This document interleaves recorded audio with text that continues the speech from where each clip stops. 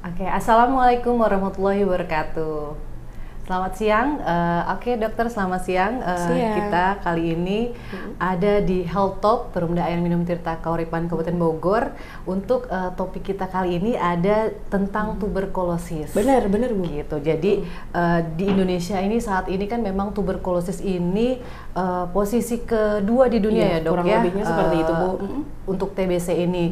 Nah mungkin ini topik yang menarik yang mau kita bahas, terutama di lingkungan pekerja gitu. Nah ini mungkin ya. perlu kita bahas dan juga nanti pencegahan dan penanganannya seperti apa sih nih dok gitu. Nah baik, di sini kita sudah ada Dr. Cut Fazila Mulyana atau kita panggil Dokter Cut aja. Oke, Dokter Cut. Kita bahas tentang TB ini ya dok ya. Oke. Nah mungkin apa sih TBC itu dok? TBC itu Iya. ya. Nah, jadi sebenarnya Bapak Ibu perlu ketahui bahwasannya TBC itu benar sekali Bu. Dia itu penyumbang kematian terbesar di Indonesia, salah satunya untuk kita predikat Indonesia yang banyak populasinya itu bisa sampai bahkan di Asia Tenggara itu juga kita menyumbang angka kematian. Memang itu hal yang ironi, tapi memang karena kalau kita lihat ya Bu, lingkungan kita ya memang tidak hanya dari populasi, kemudian dari kesadaran diri orang-orangnya, terus juga kemungkinan penyakit itu tuh gampang tertular Bu. Jadi tidak hanya kita orang dewasa, tidak hanya pekerja, tapi juga sama anak-anak itu juga bisa. Jadi angka kejadiannya itu lumayan tinggi untuk di Indonesia saat ini. Nah jadi memang kan pemerintah kita itu punya program ya Bu ya. Jadi ada namanya DIGIS gitu. Jadi untuk development Indonesia yang memang 2045 itu kita tujuannya targetnya itu supaya kesehatan jasmani dan fisik, supaya untuk membangun masa depan yang lebih cerah untuk Indonesia itu di tahun 2045 targetnya. Dan salah satunya adalah untuk mengeliminasi TB salah satunya Bu. Jadi kalau seandainya, salah satu informasinya adalah orang dengan TB ini Bu, dia sendiri tidak tahu bahwasannya dia membawa virus atau kuman-kuman itu kemana-mana. Jadi kita kan sekarang lagi happening dengan COVID ya Bu ya. Betul. Kita kan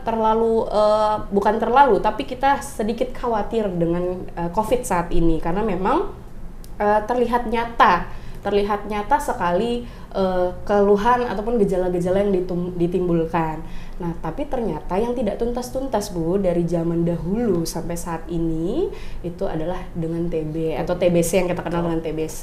Nah, saat ini kan pemerintah sendiri mengeluarkan Perpres terkait Betul. penanganan TBC TB, ya, di ya. Perpres di tahun 2021. Nah, mungkin pemerintah juga cukup concern untuk Betul, Bu. penanganan TB ini karena memang setiap tahunnya terus meningkat ya, Dok, Iya, untuk TB ini. Nah, bahkan setahu saya di tahun kemarin Kemenaker sendiri juga membuat peraturan khususnya penanganan TB di tempat kerja. Betul gitu. Berarti sekali, Bu. memang ini sudah dari pemerintah sudah difokuskan juga untuk mengeliminasi untuk penyakit TB ini. Gitu, Betul. Dok. Nah itu apa sih penularannya dari mana sih dok?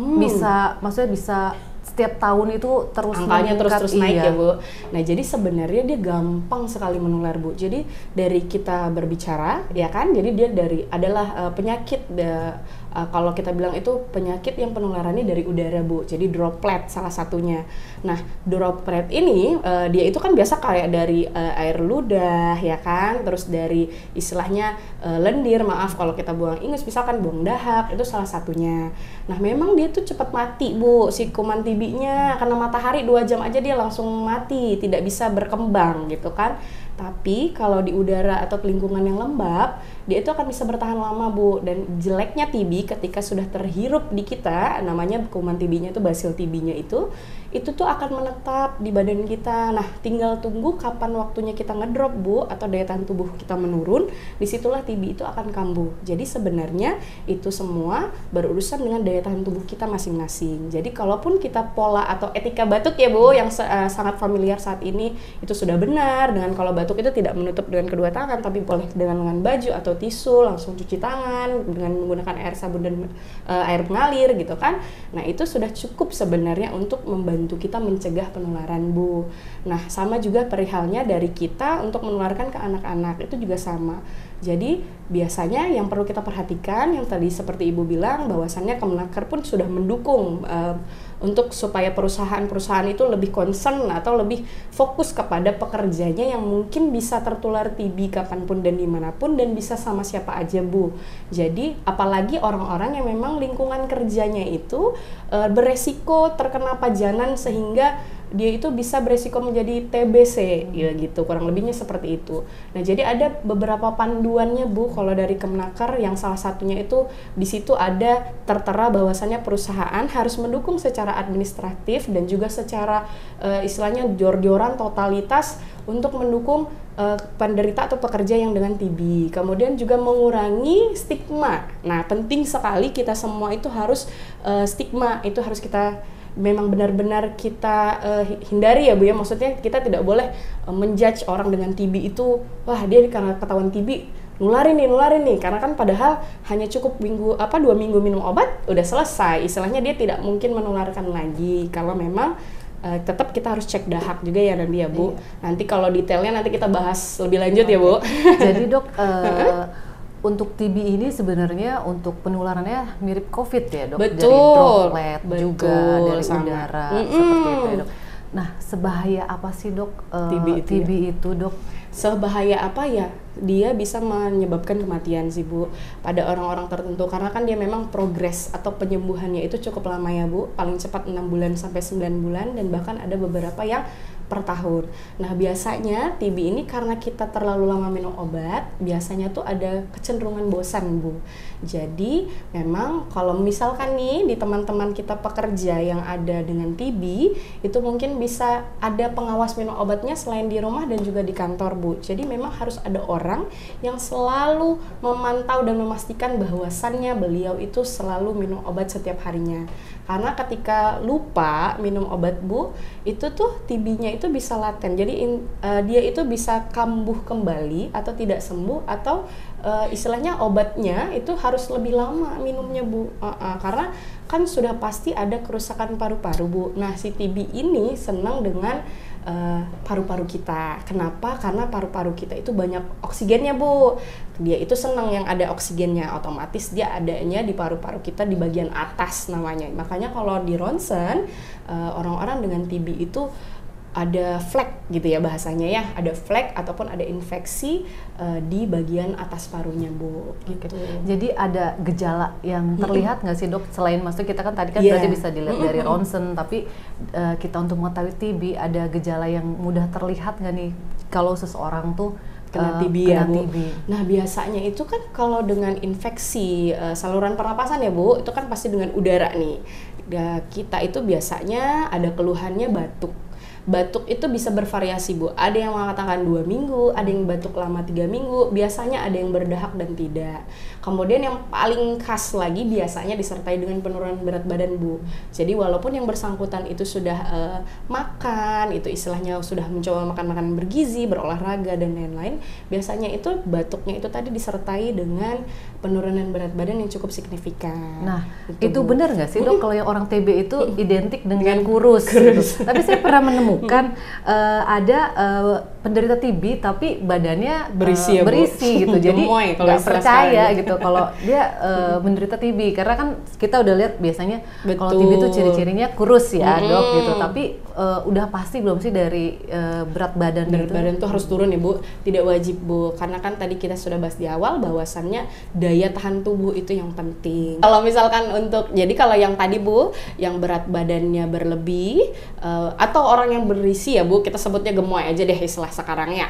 Yang gemoy-gemoy itu Bu bisa kena TB, tidak harus disertai dengan penurunan berat badan, tapi itu semua bisa terjadi sama siapa aja. Jadi untuk penurunan berat badan itu hanya sekian persen sih Bu. Khasnya. Oke Dok, seru banget ya Dok, cuman kita nanti lanjut ke sesi berikutnya. Boleh. Sebelum ke sesi berikutnya kita lihat dulu cuplikan berikut ya Dok. Iya baik.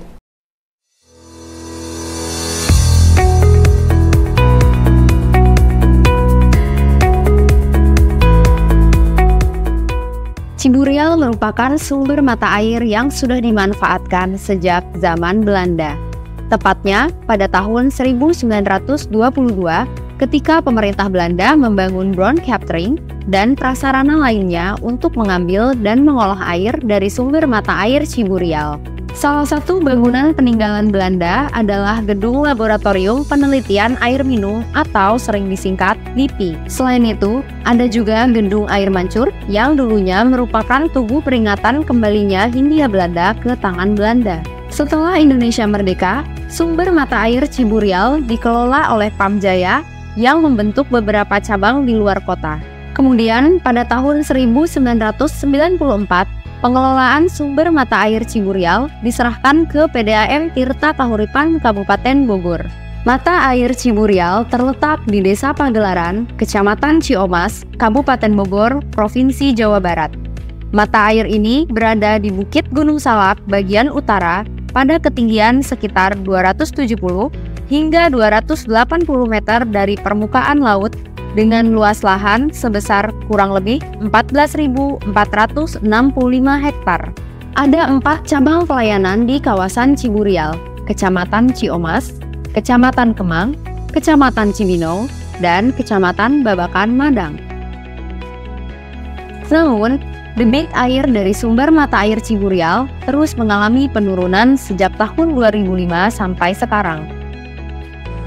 9 sumur yang masih aktif di sumber mata air Ciburial mengalami penurunan hingga 480 liter per detik yang disebabkan oleh faktor lingkungan. Sumber mata air adalah warisan alam yang sangat berharga dan sumber kehidupan yang tak tergantikan. Oleh karena itu, mari kita jaga dan lestarikan sumber mata air Ciburial ini bersama-sama demi kesejahteraan dan keberlanjutan generasi yang akan datang.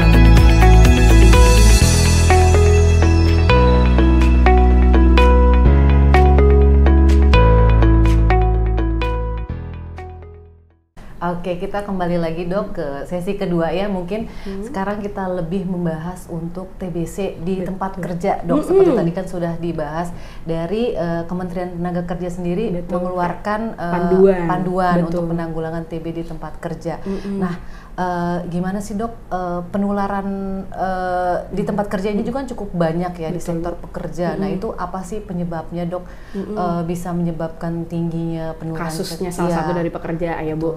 Jadi sebenarnya kan kalau kita lihat ya Bu di lingkungan kerja kita, saya nggak sebut Perumda ya Bu. Jadi ke tempat kita bekerja itu kan memang pekerjanya itu banyak ya Bu, bervariasi. Lingkungan kerja pun bermacam-macam ya. Ada yang mungkin bekerjanya selalu di lapangan, ada yang mungkin seperti kita di ruangan ber-AC, alhamdulillah gitu kan. Terus juga ada yang beberapa mobile kesana kemari. Nah jadi sebenarnya untuk penularan di tempat kerja Bu, itu beresiko dari sebenarnya urusannya sih Bu, tetap dengan sirkulasi atau ventilasi. Jadi untuk orang-orang yang memang cenderung kena TB itu kita bisa tracing ya Bu. Nah kan kalau Kemenaker itu minta kita tracing atau melihat kontak erat itu dari mana aja.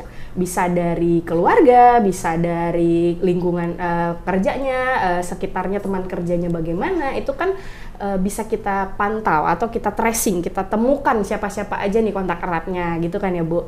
Nah jadi biasanya itu Bu, kecenderungan orang-orang yang bekerja dengan sirkulasi kurang oke dalam tanda kutip di ruangan yang memang kalau kita pakai AC kan ruangan tertutup ya Bu, ventilasi juga kurang. Iya, kita juga malah kalau buka jendela malah kepanasan kan ya. Nah sedangkan ventilasi yang bagus atau sirkulasi yang baik ini untuk mencegah si TB itu dengan yang kena matahari Bu. Kita kan ya mungkin saya juga gitu takut hitam kalau kena matahari Bu. Jadi memang harus diperhatikan sebenarnya sirkulasi dan ventilasi tempat kita bekerja karena memang kan kita sebagian besar waktunya itu lebih sering di tempat kerja ya Bu, walaupun memang ada yang di rumah dan mobilitas ke sana kemari. Kemudian yang kedua, pekerja-pekerja yang beresiko kena pajanan Bu. Jadi misalkan pekerja-pekerja yang bekerja di area yang sangat banyak debu, misalkan debu-debu halus, atau misalkan dia bekerja di area yang sangat banyak asap, misalkan seperti itu Bu, atau sering terpapar asap, biasanya itu beresiko kena TB Terus kemudian yang ketiga itu kita harus memantau juga Bu lingkungan tempat tinggal pekerja Bu. Nah, jangan-jangan beliau ini tinggal di daerah mungkin tidak bukan yang kumuh tapi yang lembab Bu. Jadi sirkulasinya juga kurang oke, atau di seputar rumahnya itu ada yang kena TB. Nah, itu bisa menjadi penyumbang sekian persen untuk pekerja kena TB Bu. Seperti itu kurang lebihnya. Nah Dok, kalau misalnya untuk di kantor atau perusahaan itu sendiri, apa namanya, penanganan tindakan mulai dari promotif, Betul. terus ada preventifnya, kuratif sampai rehabilitatif. Ketika si pekerja itu positif, dinyatakan positif TB. Nah itu gimana tuh Dok, mulai dari dari hal awal dulu ya. Dari. Jadi sebenarnya kalau kita perusahaan Bu, kita ngomong skala perusahaan, yang pertama itu kan pasti ada pre-employment ya. Jadi ada screening di awal, MCU di awal untuk para calon pekerja, ya kan? Nah itu sudah termasuk dengan kita pencegahan Bu, preventif. Nah kemudian setelah kita temukan, misalkan 1, 2 atau beberapa kita temukan kecurigaan mengarah ke TB, otomatis kan kita akan men-tracer dan mencari ya Bu, sebab muasalnya dan seterusnya. Kemudian ada namanya cek kesehatan yang berkala, mungkin yang MCU anual, yang tahunan, itu termasuk di dalamnya. Kemudian yang terakhir itu bisa dengan kalau orang ada keluhan lebih dari 2 minggu, itu kita langsung sarankan ke fasilitas kesehatan. Nah itu salah satu bentuk-bentuk preventif yang kita berkolaborasi dengan tim lainnya, atau dengan rumah sakit maupun dengan provider-provider tertentu. Nah kemudian di cek berkala ini Bu, kita selain pencegahan itu, kita juga bisa, kalau untuk pencegahan yang paling sederhana itu sebenarnya gampang Bu, cuci tangan. Cuci tangan 6 langkah selama 10 detik, kemudian itu juga dengan etika batuk, itu sudah sangat membantu. Tidak membuang dahak sembarangan, kemudian saat batuk atau bersin juga etikanya tetap dijalankan. Jadi itu menyumbang banyak sekali pencegahan ya Bu, untuk supaya kita tuh terhindar dari TB, salah satunya seperti itu. Kemudian kalau untuk promotif nih dari perusahaan, bisa nih seperti yang kita lakukan, ini salah satu bentuk edukasi kepada teman-teman. Kemudian kita juga mengajak supaya para pekerja di Perumda itu untuk lebih awas ya Bu, maksudnya ya sekadar sharing informasi bahwasannya ada loh kasus TB ini banyak masih, dan bisa saja kita kena gitu kan. Jadi sebelum terjadi ya kita harus tahu dulu bagaimana seluk-beluk dan pencegahannya. Nah kemudian selain itu Bu, bisa dengan kita poster-poster nih kita tempelkan ya etika batuk tadi, kemudian apa itu sedikit informasi tentang TB, kemudian bagaimana cara penularannya, mungkin itu bisa ditampilkan. Atau kalau saat misalkan ada apel ya Bu, nah itu bisa mungkin sedikit diinformasikan kepada teman-teman. Nah kemudian juga bisa dengan, kalau untuk rehabilitatif itu kan ketika sudah ada kasus ya Bu ya, ketika sudah ada satu kasus rehabilitatif yang bisa kita lakukan kepada pekerja yang positif TB itu adalah dengan memantau minum obatnya, kemudian makanannya sih Bu, karena kan biasanya istilah orang-orang itu, orang dengan TB itu dimakan badannya. Walaupun kayak cerita tadi ada 1-2 yang gemoy atau ada beberapa yang memang nggak ngaruh dengan berat badannya, tapi daya tahan tubuhnya pasti menurun. Gampang drop Bu, biasanya seperti itu. Itu salah satunya. Nah jadi kalau misalkan dari bagian misalkan nih perusahaan, humas dan lain-lain, atau K3-nya itu bisa ngapain nih untuk teman-teman kita yang para pekerjanya punya bentuk dukungan manajemennya seperti apa gitu Dok? Ya, paling penting yang pertama sekali itu tetap dengan tracing itu Bu, itu adalah bentuk dukungan yang amat sangat luar biasa. Nah yang kedua itu dengan selain moral ya Bu, kita juga lihat dari administratif itu lebih, misalkan nih Bu, kita pindahkan pekerja yang dengan positif TB ini ke tempat yang tadi sirkulasinya baik, kemudian ventilasinya cukup, kena matahari gitu, itu sudah cukup membantu. Mungkin beliau bekerjanya di area katakanlah yang area perkantoran gitu kan, area maksudnya lingkungan kerja kantor dalam ruangan yang administratif, tapi ini ruangannya agak lembab nih Bu gitu misalkan, atau sirkulasinya kurang oke, bisa tetap bekerja di administratif tapi dipindahkan ke ruangan yang memang sirkulasinya oke, misalkan seperti itu Bu, salah satu bentuknya dukungan dari manajemen kan begitu. Kemudian kalau untuk support istilahnya makanan bergizi dan lain-lain itu bebas ya Bu, dikembalikan ke masing-masing perusahaan. Cuman kan kita harus ada satu lagi yang paling penting Bu, tidak bosan-bosan saya ingatkan, harus ada pengawas minum obat, wajib mau yang di rumah maupun yang di perusahaan. Jadi terpantau selama kurang lebih 6 bulan bahwasannya beliau minum obat. Yaitu Bu kurang dari lebihnya. Sisi rehabilitatifnya. Betul, kurang lebihnya seperti mungkin, itu. Untuk pertanyaan terakhir nih Dok, terkait mungkin stigma. Nah ini mungkin yang masih agak ini ya, stigma negatif untuk orang dengan penderita TB. Betul, Nah, ini kan penyintas masih ada stigma negatif, mungkin agak dijauhi atau mungkin si penderitanya juga merasa malu gitu kan Dok, nggak mau mengakui, atau mungkin pada saat screening di perusahaan juga agak sulit gitu, mungkin karena takut dinyatakan positif TB. Nah itu gimana nih Dok untuk mengurangi stigma-stigma negatif, pandangan-pandangan negatif betul, ya dari mungkin dari segi netizen. mungkin dari segi diri sendiri dan juga bagi rekan-rekan yang lain gitu. Iya, sebenarnya sih aku berbeda dalam tanda kutip itu nggak melulu hal negatif ya Bu. Jadi memang orang dengan yang TB itu perlu dukungan moral sih Bu. Kan tadi ya minum obatnya udah lama, 6-9 bulan, bahkan ada yang tahunan, maksudnya ada sampai yang 1 tahun lebih. Kemudian ada yang berat badan dia makannya banyak tapi berat badannya ngedrop terus, jadi istilahnya menguras waktu, energinya, terus sama satu lagi psikologi ya Bu, ditambah teman-teman mungkin yang dulu suka nongkrong gitu ya, akhirnya agak ngejauh gitu kan ya, udah nggak CS lagi gitu istilahnya. Jadi memang kita itu harus mendukung secara psikologi ya Bu. Jadi bentuk dukungan itu kan ada banyak ya Bu, sekedar istilahnya yang bersangkutan sebenarnya kalau dari perusahaan itu gampang Bu. Jadi kalau sudah 2 minggu minum obat, kemudian dicek dahaknya itu sudah hasilnya negatif, boleh dengan cek dahaknya itu dengan misalkan nih Gen Expert namanya, atau jadi dicek dahaknya untuk dinilai.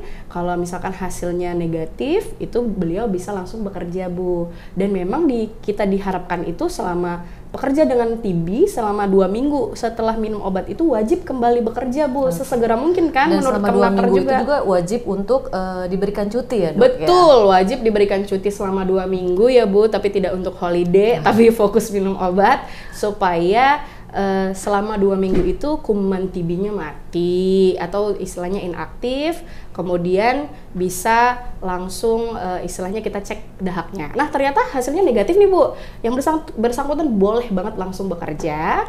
Kemudian kita teman-temannya itu ya sebenarnya sih ya biasa aja ya Bu, maksudnya biasa aja dalam artian ya mungkin ada rasa khawatir dan awas, tapi kan kita tidak tahu apakah yang bersangkutan itu benar-benar membawa kumannya itu dari mana. Jangan-jangan dari kita yang belum diperiksa atau dari yang lain, kita nggak tahu, atau mungkin resiko tempat lingkungannya beliau yang membuat beliau akhirnya positif TB.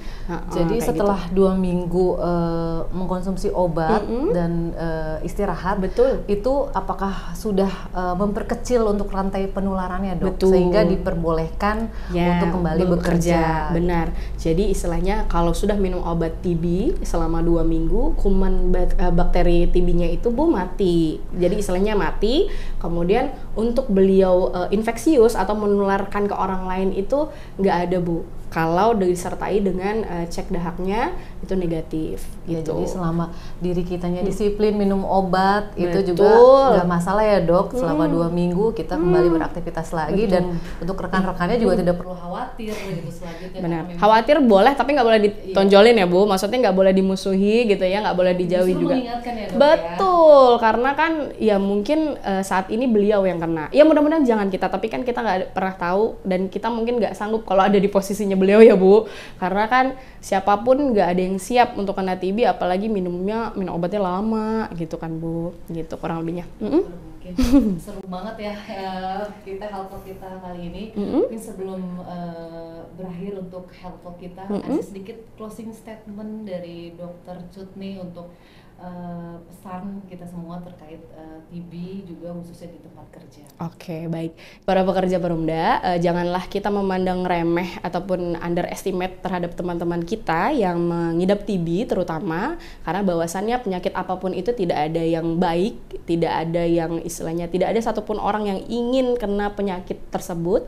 Jadi kita sebagai salah satu keluarganya di tempat kerja, silahkan untuk mensupport baik itu moral ataupun motivasi, bahkan semangat, dan juga untuk diri sendiri itu supaya kita harus lebih sadar akan kesehatan, bahwasannya kita bisa sekali untuk memeriksakan diri, kita bisa memeriksakan dahak misalkan seperti itu, kemudian kita bisa melakukan pemeriksaan-pemeriksaan lanjutan seperti salah satunya IGRA, kemudian kita bisa periksa gen expert. Jadi itu bisa melihat TB, apakah TB itu ada TB paru aja atau TB tulang, TB otak, misalkan salah satunya seperti itu, karena TB itu banyak sekali variannya, dan tidak melulu orang dengan batuk itu TB dan tidak melulu orang dengan batuk itu COVID. Jadi kurang lebihnya seperti itu. Kepada teman-teman, jangan lupa tetap jaga kesehatannya dan juga tetap semangat menjalani hari yang memang penuh cuacanya saat ini kurang oke. Jadi jangan lupa tetap, kalau salam dari kita,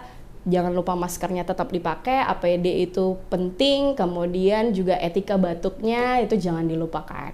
Baik, itu aja Bu kurang lebihnya. Terima kasih dokter. Sekian talk kita kali ini dengan tema TB. Wassalamualaikum warahmatullahi wabarakatuh. Selamat siang.